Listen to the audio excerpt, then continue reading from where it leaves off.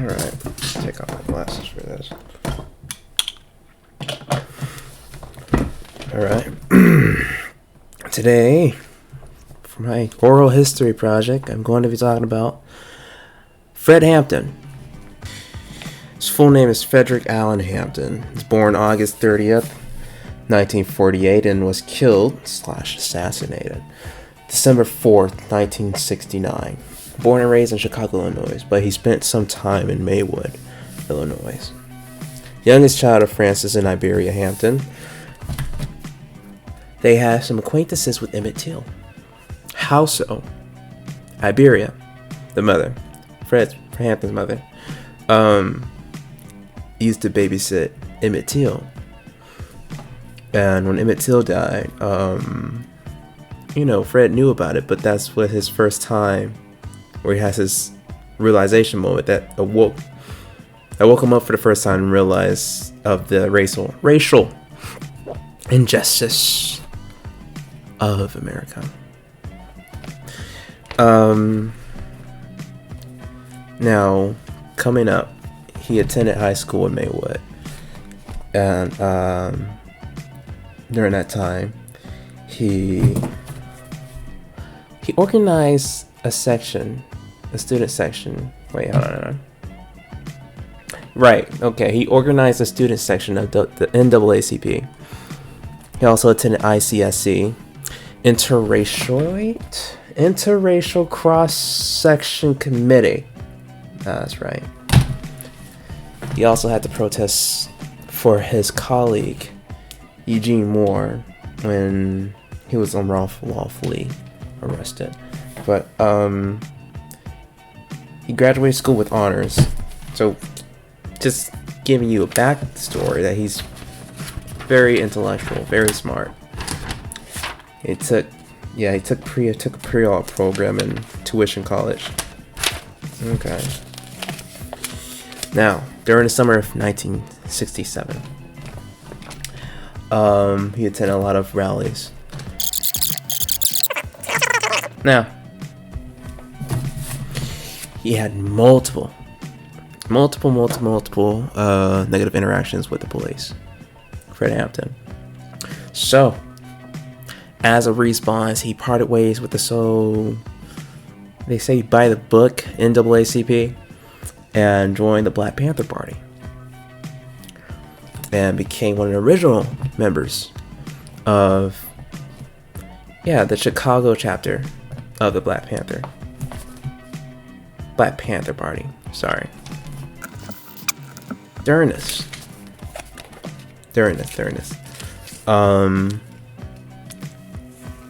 he was given the nickname Chairman Fred, and he's done. Oh my gosh. Oh man, there's so much to say there's so much that he's done. Okay, I know how to start this off. So he has this talent of unifying people together, like speaking to people, public speaking. We're going back to the valley.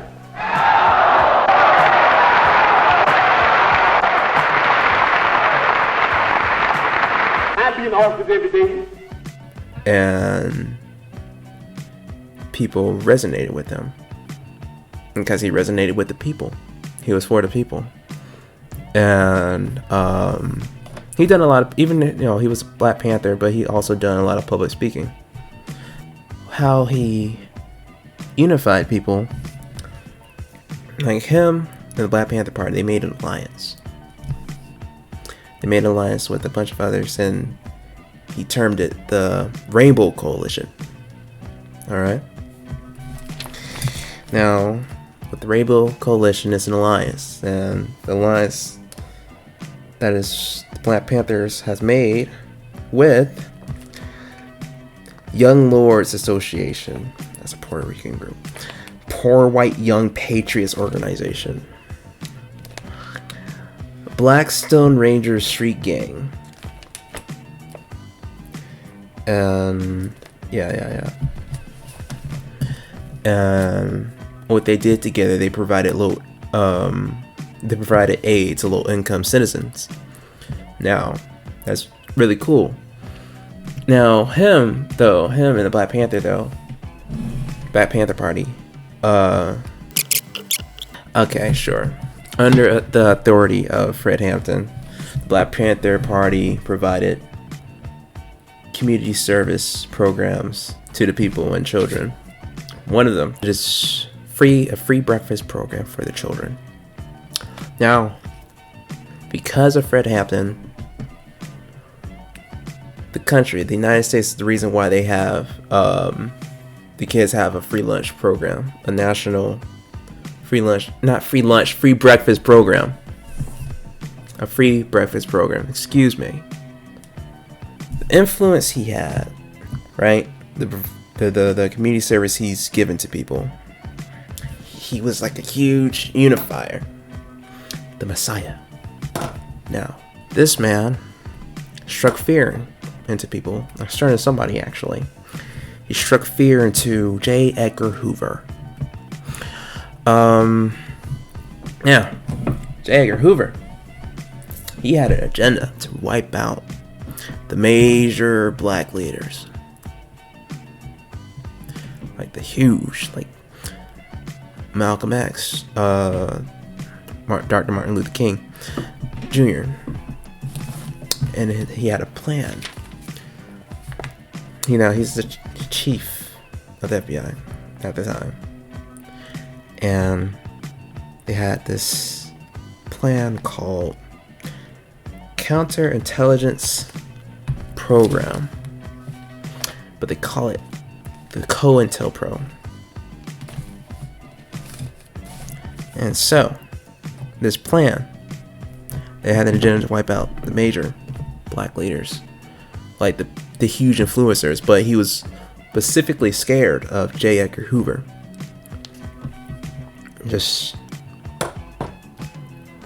He literally called him the Messiah. He was afraid that he was going to unify the black people together, and they would not necessarily overthrow the government, that they would be truly independent. If that makes sense, like they will truly thrive. So,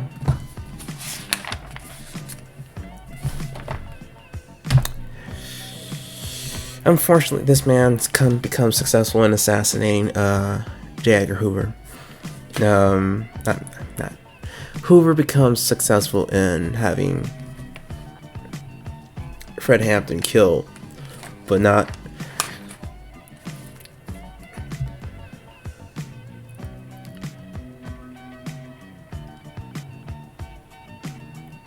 He was responsible, but he was one of the people responsible for his death. But it was one man in particular. And it was a black person. A coon. His name was William ONeill. Now, William ONeill. How did this black person, how did this so-called brother get this influential leader killed? This wonderful leader killed. How did that even happen? Well, I'm gonna just give you a little backstory. Excuse me if I have exceeded my time limit already, but I just feel like you guys should know. Now, William ONeill, he was a black teenager. He stole a car. He drove under influence. He crashed it. Now, and he was arrested. Now, in exchange, he was offered a get out of jail free card.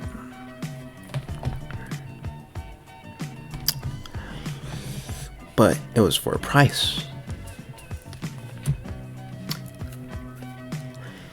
In exchange for it, he was to provide the FBI with intel of the Black Panther Party,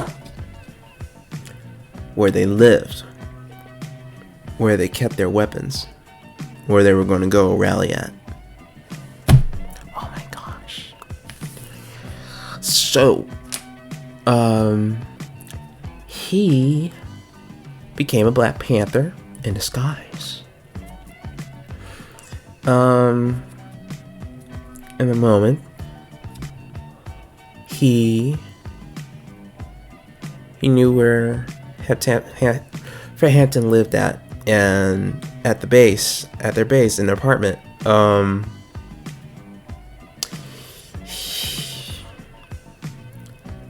He illustrated a floor plan of where the weapons were, where everybody was. Oh, yeah. And he gave it to the FBI. Then the FBI gave it to the police. Then the police, they got a 14-man team. And they drove right in front of Fred Hampton's apartment. And next thing you know, they shot up the place. Like Al Capone type thing. You know, and ended up killing him and one other person.